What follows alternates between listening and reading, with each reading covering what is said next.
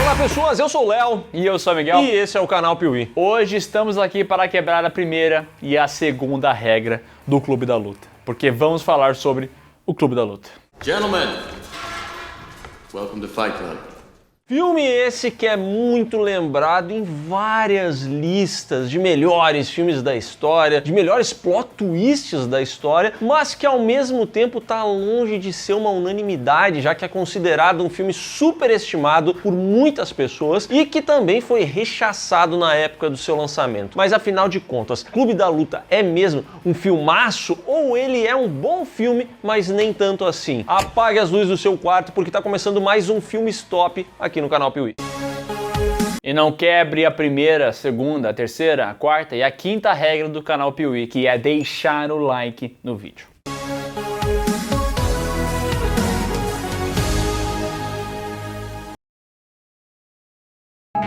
Nos anos 90, um cara chamado Chuck Palahniuk teve uma treta numa viagem. Ele foi lá tranquilamente, viveu a vida dele, só que acabou se envolvendo numa briga e levou vários socões na cara. Ficou com vários roxos e ficou feio. Os caras tentaram me matar. E aí, quando ele chegou no trabalho dele, os colegas olharam pro cara, com o rosto todo ferrado, e não falaram sobre isso. Começaram a conversar sobre coisas triviais, tipo, como é que foi o final de semana? Tudo certo? Comeu bem? Ouviu muita banda malta? E ele ficou tipo, ué? Chuck entendeu que aquela galera não queria se envolver no que aconteceu, eles não queriam realmente saber o que rolou, porque assim eles criariam algum tipo de intimidade com ele, entendeu? É o famoso, é melhor nem saber o que está acontecendo para não ter que se envolver. E com base nisso, ele escreveu ali a primeira versão do que viria a se tornar Clube da Luta, o seu primeiro romance. What if there was a place you could go and get into a fight as casually as you would go ask someone to dance?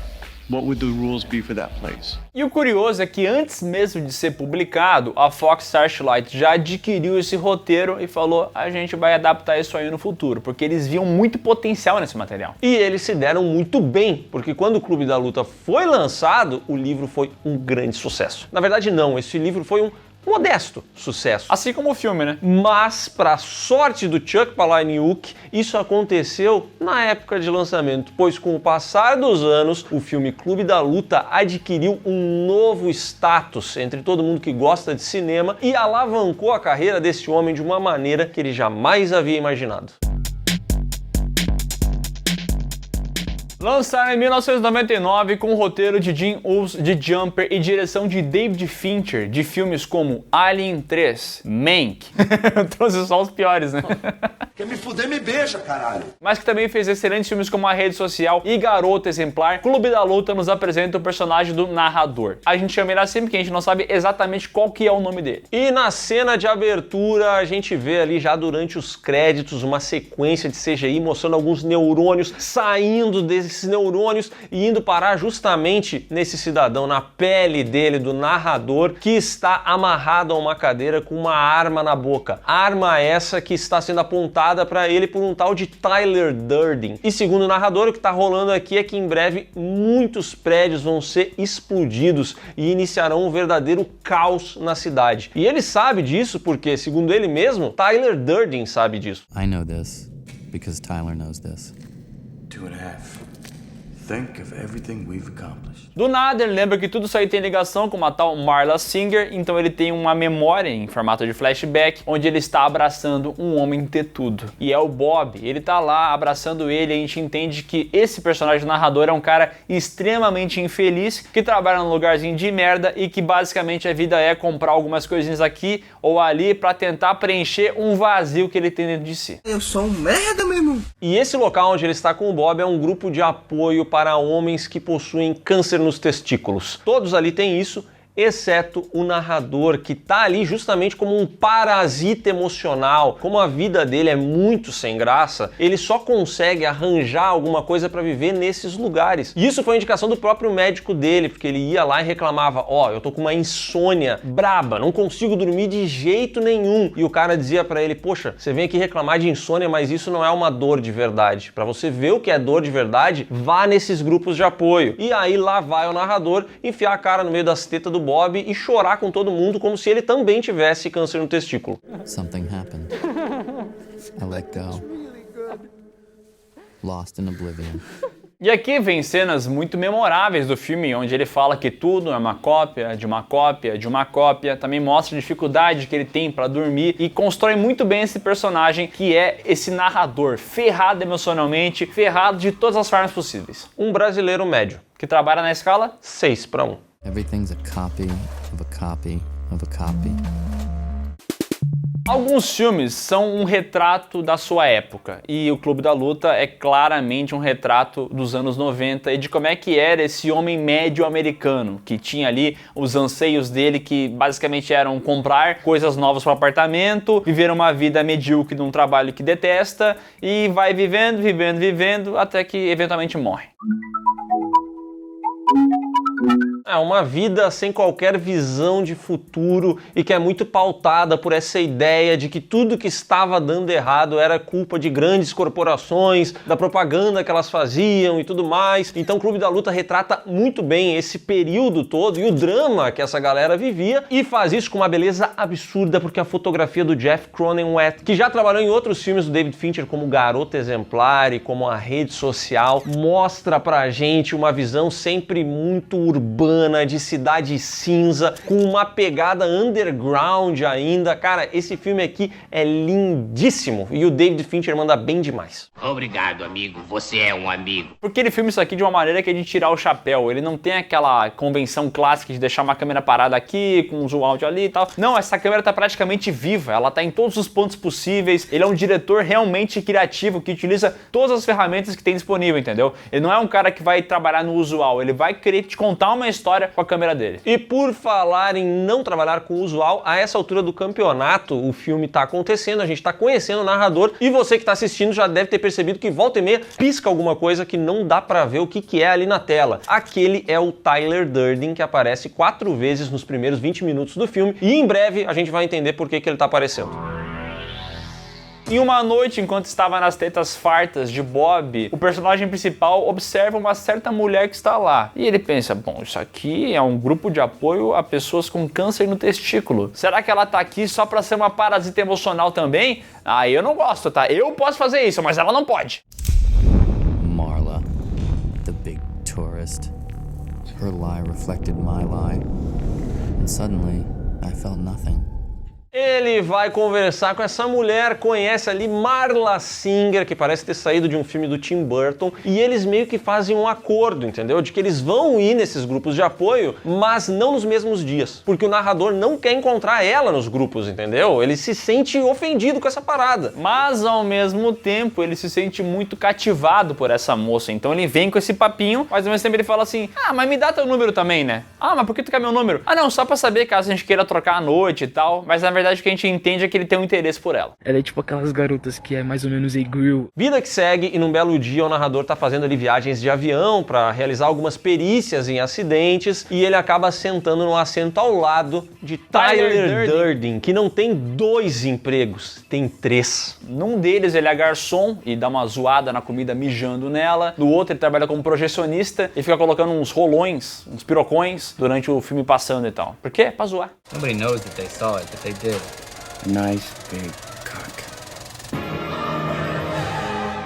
O narrador pega o cartão do Tyler e segue pra casa. Só que quando ele chega lá, a casa dele explodiu. Pegou fogo no apartamento e toda aquela mobília que ele gastou anos pra comprar. Aí novamente o David Fincher vem brilhar na direção pra mostrar como é que foi isso aí. Parece que aparentemente o fogão dele deu uma pane, vazou gás, deu uma faísca na geladeira e isso ocasionou uma grande explosão. Aperta o número 1, liga.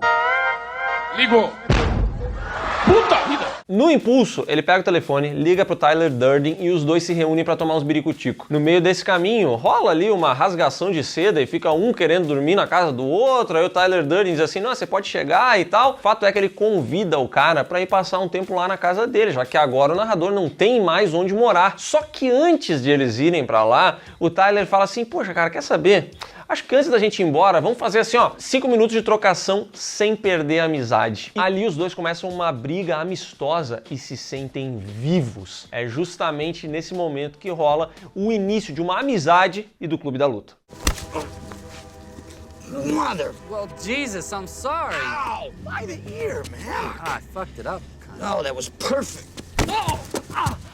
Pensa num filme rápido, tá? Clube da Luta, ele é tão rápido que às vezes as pessoas até se perdem um pouquinho, entendeu? Porque ele vai colocando a vida do protagonista, o que ele pensa do mundo, o que ele quer fazer, tudo isso de uma forma muito dinâmica, fazendo com que se a pessoa não presta muita atenção, ela nem sabe o que tá acontecendo já, né? E o que eu gosto muito desse filme é como ele brinca também com a parte da edição. A gente vê aqui, por exemplo, o Tyler Durden falando ali, quando ele trabalha como projecionista e tal, o que são as queimaduras de cigarro, que é a marca que indica que ele tem que trocar o rolo de filme, né? E aí, pra exemplificar isso, enquanto o narrador quebra a quarta parede, conversa com a gente acaba vendo o efeito acontecendo no próprio filme. If you look for it, you can see these little dots come into the upper right-hand corner of the screen.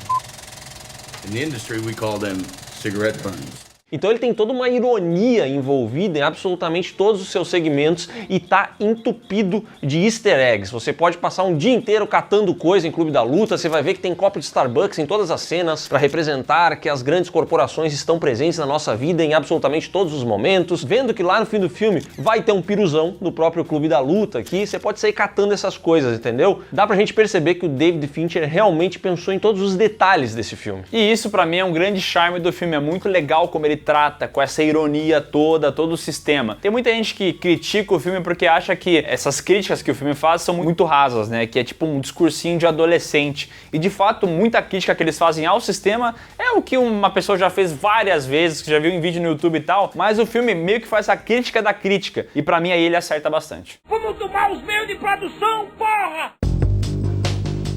As brigas de rua de Tyler e do narrador acabam chamando a atenção de mais pessoas, porque elas são frequentes. E aí as pessoas começam a querer participar disso aí. Pô, parece tão legal dar na cara um do outro. Pô, tô me sentindo vivo. E de fato é legal, tá? Vou na mão com você. A coisa vai crescendo até que eles vão parar na Taverna do Lu, onde de fato surge pela primeira vez ali o Clube da Luta. E aqui acontece a memorável cena em que o Tyler Durden explica qual é a primeira regra do Clube da Luta, que é não falar sobre o Clube da Luta. Acabou o vídeo então, né? The first rule of Fight Club is you do not talk about Fight Club.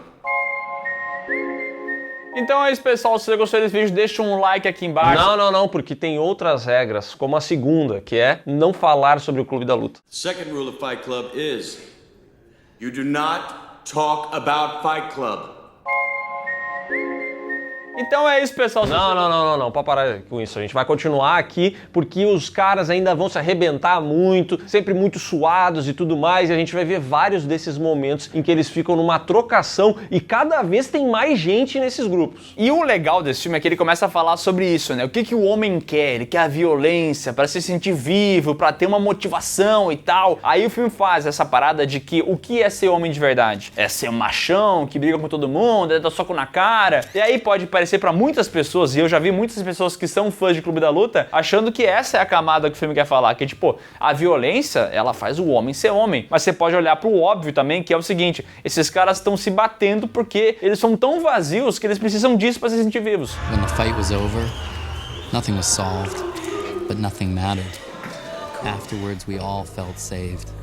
E no meio de todo esse vazio, o narrador encontra ali algum tipo de preenchimento. Então, ele para de ir para os grupos de apoio, ele não precisa mais ir com a galera do câncer no testículo, com não sei o quê, porque agora ele se satisfaz com aquilo ali, entendeu? Com aquela noite de porradaria seguida por uma vida medíocre que ele sempre levou. Mas, no meio disso tudo, Marla Singer dá falta dele, porque ela não seguiu o combinado de não ir em tal dia nas coisas. Ela, de fato, percebeu que ele não foi mais aos grupos, ligou pra ele e o cara, que é um grande cuzão e agora tá ocupado com o Clube da Luta, ele deixa ela falando sozinha. Ela tá dizendo que vai tirar a própria vida e ele simplesmente larga o telefone. Só que quando ele faz isso, quem é que vai lá e pega o telefone? Tyler Durden, que se aproxima da Marla Singer, larga um papinho pra ela, faz com que ela se sinta abraçada e a leva pra sua casa, que também é a casa do narrador, né? Que é um muquifo, que é um lixo. Nossa, como me irrita esse lugar que eles estão, cara. Puta que pariu, podre. É onde fica todo o lixo, toda a sujeira. E ali naquele lugar abandonado,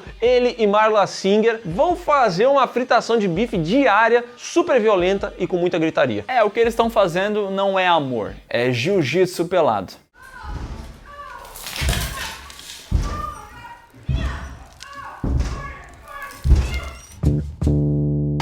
Uma das fontes de renda do Tyler era fazer sabão para vender. E ele continua fazendo isso. Numa bela noite, ele e o narrador vão até uma clínica de lipoaspiração para roubar gordura humana, porque segundo ele, essa gordura com mais alguns químicos faz um excelente sabão. E também pode fazer bombas perigosíssimas. Que é o que o policial que está investigando o caso do apartamento dele fala pro cidadão. Ele fala, cara, a gente investigou um pouquinho melhor aqui, encontramos alguns resíduos do que aparentemente foi uma bomba caseira. Você conhece alguém que tem conhecimentos desse tipo e que queria te fazer mal? Não sei. E se você não é bobo e tá assistindo o filme, você percebe, pô, peraí, mas o Tyler faz isso, ele acabou de falar sobre isso. Mas o narrador confia no Tyler, então ele se faz de louco e o Tyler Durden segue trabalhando pelo Clube da Luta, então ele aproveita aí para mostrar que ele realmente consegue fazer com que esses restos humanos sejam perigosos. Ele faz ali uma espécie de ácido que ele joga na mão do narrador como se fosse um rito de passagem, entendeu? Agora sim ele tá pronto, agora ele tá pronto para abrir mão do seu próprio Deus, para não ter medo de nada e para não seguir nenhum tipo de regra. Ele faz um c***zinho na mão do narrador. First you have to know, not fear. Know that someday you're gonna die. You don't know how this feels. E a partir desse momento, a partir desse pequeno ânus, que na verdade é um ânus imenso na mão do cara, o cidadão deixa de falar tudo que ele faz pro narrador e começa a elevar o nível das coisas que ele tá tramando. Por exemplo, ele cria uma espécie de programa ali para que todo mundo recrute novos membros e arrume até brigas aleatórias na rua. Aqui tem uma cena muito boa em que um cara tenta arrumar briga com um padre no meio da rua, né? Porque o Tyler defende que a maioria das pessoas foge do conflito. E tá errado, elas deveriam partir pro conflito. E a gente vê o cara tentando de toda maneira brigar com o padre e o padre só querendo sair numa boa da situação. Também ele foi arrumar briga com o padre. Vem tranquilo, vem tranquilo, vem tranquilo. Fato é que essas missões vão escalonando, o vandalismo fica cada vez maior e no fim das contas parece até carnaval. Tyler transforma sua casa num quartel-general e o Clube da Luta agora tem um novo nome, o Projeto Destruição, que é praticamente uma seita de terroristas que tem vários planos de vandalismo e destruição para passar uma mensagem. O Tyler Durden vira praticamente o Coringa. Sou Coringa, o palhaço. O narrador começa a notar que essa parada tá perigosa demais. Então ele chama o Tyler para conversar e eles saem, dá um rolê de carro e no meio desse rolê Tyler Durden larga para ele um papo coach de que ele precisa parar de tentar controlar todas as coisas. Ele precisa deixar a vida levar ele, vida leva eu. Deixa acontecer naturalmente. Eu não quero ver você chorar. Tyler solta o volante do carro, isso acaba gerando um acidente, o carro capota, é uma merda. E aí o narrador acorda na casa e agora cadê o Tyler? O Tyler desapareceu, ele não faz de ideia de onde é que foi parar o cara. E ele também descobre que o Bob Tetudo acabou morrendo numa missão que eles fizeram. E aí ele começa a perceber que essa parada tá muito errada, tá muito estranha, tá cada vez piorando mais. O que também tá piorando é a cabeça do narrador, porque ele meio que não consegue mais medir a raiva que ele sente do sistema, do mundo e tudo mais. E num certo dia ele decide que vai amassar a cara de um dos participantes do Clube da Luta, o Jared Leto, e aí ele destrói o rosto do maluco, que fica horrível. E aí perguntam por que ele fez isso, e ele fala que ele queria deixar uma coisa bonita feia. Where'd you go, Psycho Boy? I felt like destroying something beautiful. Mas voltando ao Bob, o nome dele era Robert Poulsen. E aí o narrador chega e fala assim, cara, vocês não podem ficar fazendo isso aqui, ó. Alguém morreu, alguém que vocês gostavam morreu. E os caras entendem outra coisa, é uma parada meio a vida de Brian. Eles entendem que esse cara aqui é um mártir deles. E que agora eles têm que fazer tudo em nome dele, Robert Poulsen. E eles começam, seu nome era Robert Poulsen, como se fosse um manta deles. His name is Robert Paulson. His name is Robert Paulson. His name is Robert Paulson. Isso porque o narrador não se deu conta, mas o Clube da Luta virou uma verdadeira seita, uma coisa de maluco e que se espalhou pelos Estados Unidos inteiro. E aí ele, vendo essas pessoas seguindo as regras que supostamente ele e o Tyler fizeram de uma maneira completamente cega, ele decide que precisa ir atrás do Tyler Durden para tentar impedir esse negócio de crescer cada vez mais. Então ele sai pelos Estados Unidos em busca do Tyler, seguindo algumas passagens que ele encontrou e tudo mais, e nesse caminho ele percebe que em todo lugar ele é conhecido e que todo mundo faz parte do Clube da Luta ou Projeto de Destruição. Ele chega nos lugares, ele quer fazer algumas perguntas e o pessoal sempre diz, cara, é a primeira regra, não posso falar sobre o Projeto de Destruição. E ele fala, não, mas agora eu tô mandando vocês falarem. E aí eles falam, não, você falou isso aí, você falou que ia perguntar e era pra gente negar. I'm looking for Tyler Durden. It's very important that I talk to him. I wish I could help you, sir.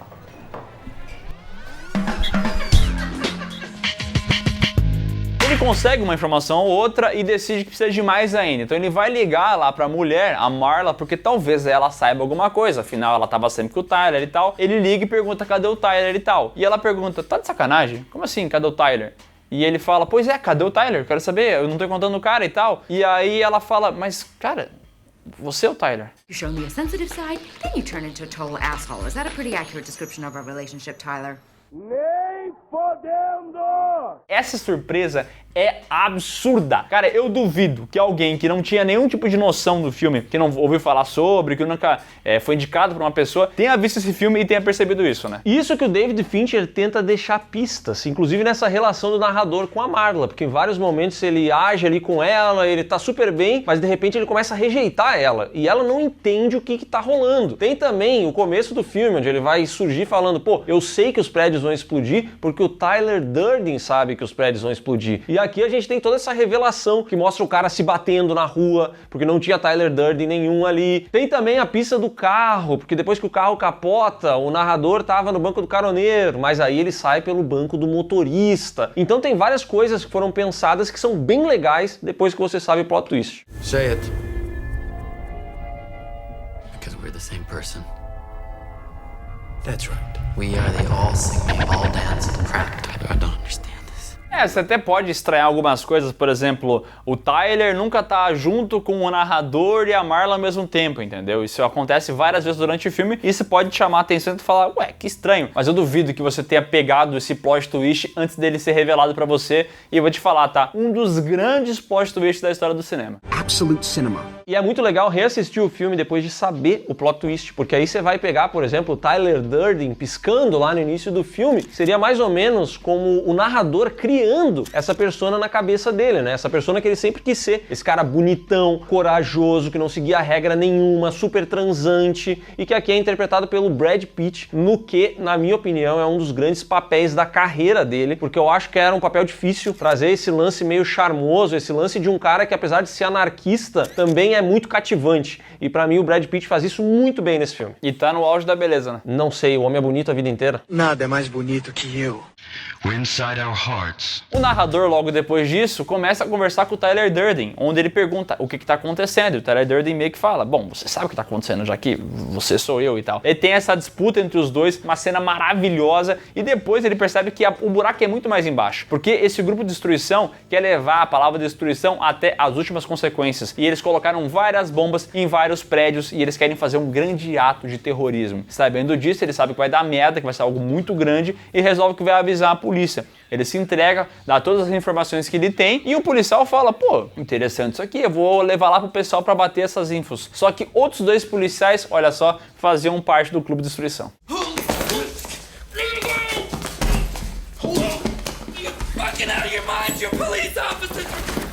E eles então seguem as normas de Tyler Durden, que é o seguinte, se um dia eu falar pra vocês assim, se eu tentar impedir que aconteça, etc., vocês precisam cortar os meus testículos. Nesse momento o narrador se vê numa situação complicada, mas ele consegue escapar dali, ele rouba a arma dos policiais, sai dali só de cueca mesmo, vai correndo até um dos prédios que seria explodido e ele encontra a bomba. Ali ele começa a desarmar essa bomba e enquanto ele tenta fazer esse processo, Tyler Durden reaparece e fica falando pra ele, não é esse fio aí, você vai fazer merda, vai dar tudo errado. E aí você pode traçar um paralelo com autossabotagem, né? Já que, tipo, de fato é ele querendo sabotar ele mesmo. Esse filme brinca bastante com esse negócio de personalidade dissociativa e tal, e como lidar com isso. Esse filme aqui é uma aula também de direção, tá? Porque tem um momento que os dois começam a brigar no furgão e a gente vê uma batalha de duas pessoas, só que às vezes nas câmeras de segurança a gente vê que o narrador tá sozinho, se batendo. E é legal demais isso aqui, né?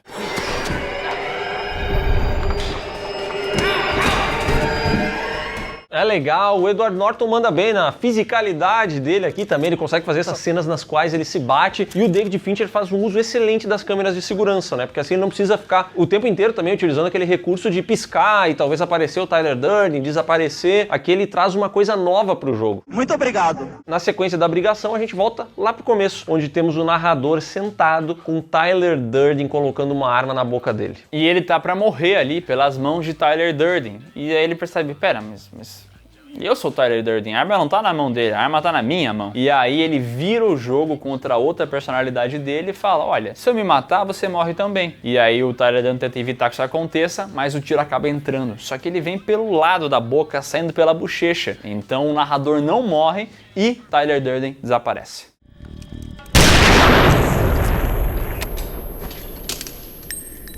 What's that smell?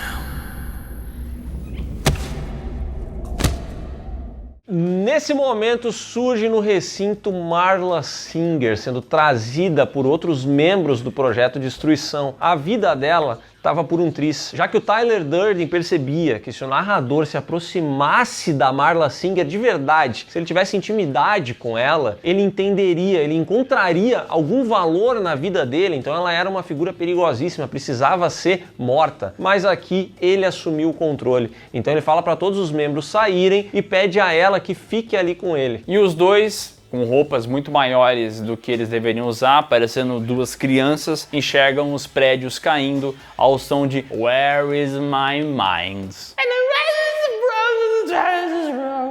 You met me at a very strange time in my life.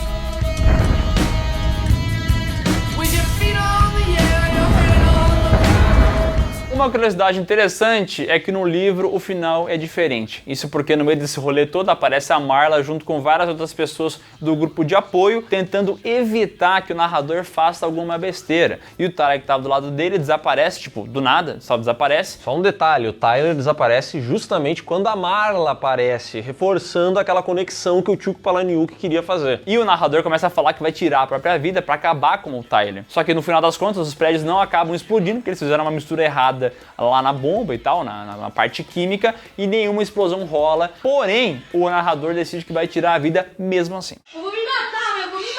Depois de tirar a própria vida, o narrador conversa com Deus sobre o sentido da vida e tudo mais, mas a real é que ele não morreu coisa nenhuma, ele foi internado em um hospital psiquiátrico onde várias pessoas que estão trabalhando, veja só, são membros dessa verdadeira seita que ele acabou criando e começam a perguntar quando que ele vai voltar ativa. O Clube da Luta custou 63 milhões e faturou 101, sendo considerado um grande fracasso pela própria Fox, que disse que não reaveu tanto assim investimento, né? Até porque eles meteram muita grana no marketing, colocando vários anúncios durante lutas e tal, querendo divulgar o filme. Só que a luta não é o que o filme significa, entendeu? Não é tipo um quebrando regras da vida, sabe? Vai justamente contra o que o filme aborda, né? Parece que o marketing não entendeu essa crítica que o filme faz a esse Clube da Luta, esse negócio completamente sem sentido para tentar preencher um vazio em vidas medíocres e tudo mais. Então tem muita gente que diz que o filme não deu certo porque o marketing dele foi muito ineficiente. Mas um outro ponto que precisa ser considerado é que as críticas ao Clube da Luta não foram tão positivas. O filme acabou sofrendo bastante por ser muito violento e por ter essas ideias que em um primeiro momento não parecem ser tão legais de serem divulgadas, sabe? É um filme que vai incentivar que clubes da luta surjam. De fato, nos Estados Unidos, alguns acabaram surgindo e precisaram ser desmembrados aí, então muita gente já foi olhar para esse filme com um certo preconceito, mas com o passar dos anos ele virou um clássico cult. Acontece que esse filme aqui tem várias coisas no texto que acabam encantando mentes jovens, tal qual aconteceu com o Psicopata Americano, porque daí vem lá o cara falar que o sistema é uma merda, que tem que bater mesmo, que pra ser homem de verdade tem que lutar. O filme inteiro fala sobre isso, mas ao mesmo tempo também deixa claro o quão doentio é esse comportamento, só que nem todo mundo pega essa veia, né? Esse filme, na faculdade de publicidade que eu fiz, ele era idolatrado porque ele criticava o consumismo, as grandes corporações corporações, e eu nunca entendi porque que a turma inteira de pessoas que estão trabalhando para vender grandes corporações ficava tão fascinada com essa parada, entendeu? Mas era um filme assim, nossa, muito idolatrado, e eu acho que realmente tem muita gente que não pega o que vai além do que está sendo mostrado ali, não consegue entender muito bem a mensagem e talvez por isso não curta o filme. Mas eu acho um filme muito bom. Eu também gosto bastante, pra mim é um dos melhores do David Fincher, só que assim, ele tem tantos filmes bons que talvez ele não seja o melhor do David Fincher porque o cara trabalha muito bem, entendeu? Achei bonito, viu? Puta, pra mim ele eleva esse filme a um outro patamar, entendeu? Porque esse roteiro na mão de um diretor mais ou menos seria uma merda. Uma bomba, seria uma bomba esse filme, só que realmente o cara é tão bom que ele consegue fazer funcionar. Depois tem o Brad Pitt, que eu gosto muito. O Edward Norton eu acho que manda bem, mas eu não vejo também como sendo um papel assim, uau, incrível e tudo mais. Pra mim esse filme aqui é o filme do David Fincher, mas não entra no meu top 3 David Fincher, tá? Acho que ele se destaca pra caramba no filme, mas o David Fincher tem tanto filme bom. Ah, mas top 3 entra. Pra mim não entra. Pra mim tem o Seven, que eu gosto mais, beleza. Tem a Rede Social e tem Garota Exemplar. Ah, pra mim é melhor que Garota Exemplar. Será que é só eu que bebo?